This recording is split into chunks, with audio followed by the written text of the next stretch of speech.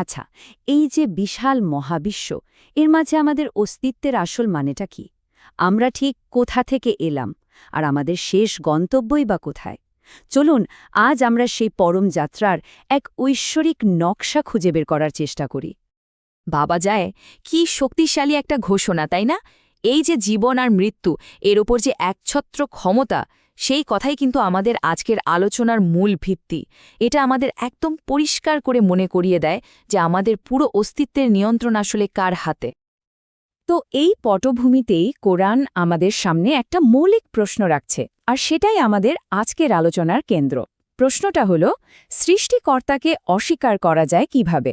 এটা এমন এক প্রশ্ন যা আমাদের একেবারে চিন্তার গভীরে নাড়া দিয়ে যায়। আর দেখুন, সূরা আল বাকারার এই ২৮ নম্বর আয়াতটাতেই কিন্তু আমাদের আত্মার পুরো যাত্রার একটা নিখুঁত ম্যাপ দেওয়া আছে। অবিশ্বাস্য, তাই না? অনস্তিত্ব থেকে জীবন, তারপর মৃত্যু, আবার জেগে ওঠা, আর সবশেষে তার কাছে ফিরে যাওয়া। চলুন আজ আমরা এই যাত্রার প্রত্যেকটা ধাপ একটু ভালো করে বোঝার চেষ্টা করি। তো যাত্রার প্রথম ধাপ জীবন। এই যে আমরা বেঁচে আছি, এর উদ্দেশ্যটা কি?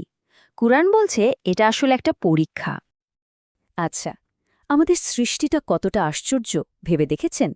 কোরআন আমাদের জানাচ্ছে যে আমাদের শুরুটা হয়েছিল মাটি থেকে, ছাঁচে ঢালা কাদা থেকে, আর তারপর মাত্র ১ ফোঁটা শুক্রাণু থেকে আমাদের এই রূপ দেওয়া হয়েছে। এই যে এত সাধারণ একটা শুরু থেকে আমাদের এত জটিল অস্তিত্ব, এটা কি এক অলৌকিক ঘটনা নয়? তো জীবন যদি একটা পরীক্ষাই হয়, তাহলে সেই পরীক্ষার প্রশ্নগুলো কি? সূরা আল বাকারা আমাদের বলছে যে ভয়, ক্ষুধা, ধনসম্পদ, জীবন, এমনকি ফসলের ক্ষতির মতো বিষয়গুলো দিয়েই আমাদের পরীক্ষা করা হবে।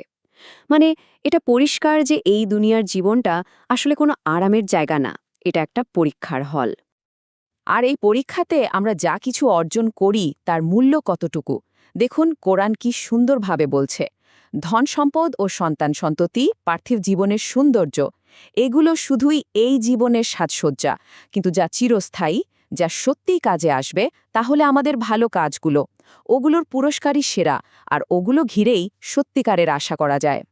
জীবনের এই পরীক্ষার পর আসে যাত্রার পরের ধাপ, মৃত্যু। আর এটা কিন্তু কোনো শেষ নয়, বরং একটা অনিবার্য পর্যায়, একটা রূপান্তর। প্রত্যেক আত্মাকে মৃত্যুর স্বাদ গ্রহণ করতে হবে। এর চেয়ে বড় সত্যি আর কি হতে পারে? এটা এমন এক বাস্তবতা যা থেকে পালানোর কোনো পথ নেই। আর ঠিক সেই রূপান্তরের মুহূর্তে, যখন সব কিছু শেষ মনে হবে, তখন কিসের জন্ম হয় জানেন? অনুতাপের। এক আত্মা তখন আকুতি করে বলবে, হে আমার রব, আমাকে আরেকবার ফেরত পাঠান, যেন আমি যা কিছু অবহেলা করে এসেছি সেগুলোতে ভালো কাজ করতে পারি।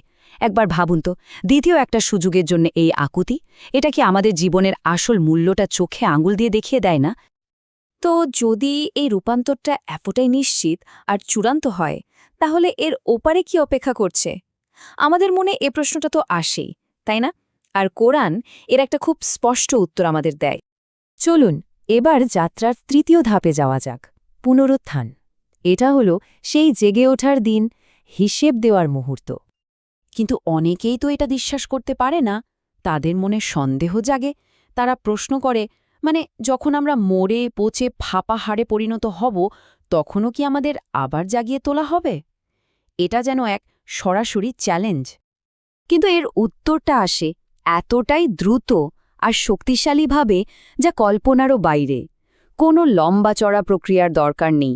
এটা হবে শুধুমাত্র প্রচণ্ড একটা শব্দ, আর ব্যাস, সেই শব্দের সাথেই সবাই জেগে উঠবে এক মুহূর্তে। আর সেই দিনের অবস্থাটা কেমন হবে? সূরা আবাসাতে এর একটা ভয়াবহ চিত্র তুলে ধরা হয়েছে।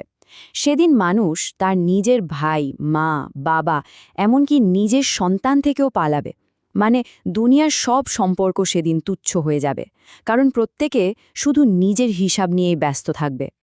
আর এর পরই আসবে যাত্রার একেবারে শেষ পর্যায়, চূড়ান্ত ফলাফল। জীবনের সব কাজের হিসাব শেষে অপেক্ষা করবে দুটো মাত্র পরিণতি। কোরআন এই দুটো পরিণতির ছবি খুব স্পষ্টভাবে এঁকে দিয়েছে। একদিকে যারা ভালো কাজ করেছে তাদের জন্য অপেক্ষা করছে অফুরন্ত আনন্দ আর শান্তি, আর অন্যদিকে যারা অন্যায় করেছে তাদের জন্য আছে শুধুই হতাশা আর কষ্ট। যেমনটা বলা হয়েছে, যার আমলনামা ডান হাতে দেয়া হবে সে তো খুশিতে আত্মহারা হয়ে যাবে, আর যারটা দেয়া হবে বাম হাতে সে ডুবে যাবে গভীর হতাশায়। আর এখানেই আসে কোরআনের সেই অসাধারণ প্রশ্নটি, উত্তম কাজের পুরস্কার উত্তম ছাড়া আর কি হতে পারে? এর মধ্যেই তো লুকিয়ে আছে নিখুঁত ন্যায়বিচার আর অসীম করুণার বার্তা। ভালো কাজের প্রতিদান তো ভালোই হবে, তাই না? তাহলে দেখুন, পুরো যাত্রাটা কিন্তু একটা বৃত্তের মতো। যেখান থেকে শুরু ঠিক সেখানেই শেষ। আমরা সবাই সেই এক উৎসের দিকেই ফিরে যাচ্ছি। ওটাই আমাদের আসল আর শেষ ঠিকানা। মনে আছে আমরা একেবারে শুরুতে যে আয়াতটা নিয়ে কথা বলছিলাম?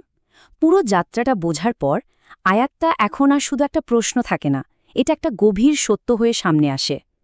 তোমরা মৃত ছিলে এবং তিনি তোমাদের জীবন দিয়েছেন। তিনি তোমাদের মৃত্যু দেবেন, তারপর তিনি তোমাদের জীবন দেবেন এবং তার কাছেই তোমাদের ফিরিয়ে আনা হবে। আমাদের এই যে অন্বেষণ, এটা কিন্তু আল্লাহর সৃষ্টি চ্যানেলে একটা চলমান যাত্রা। এই বোঝাপড়াটাকে আরও এগিয়ে নিতে আমাদের পরের আয়াতের আলোচনায়ও সাথে থাকবেন আশা করি। তো সবশেষে একটাই প্রশ্ন, যাত্রার শেষটা যখন আমাদের জানাই আছে, যখন আমরা জানি আমাদের গন্তব্য কোথায়, তাহলে এখন এই মুহূর্তে আমাদের পথ চলাটা ঠিক কেমন হওয়া উচিত? এই চিন্তাটাই হয়তো আমাদের বাকি পথটা চলতে সাহায্য করবে।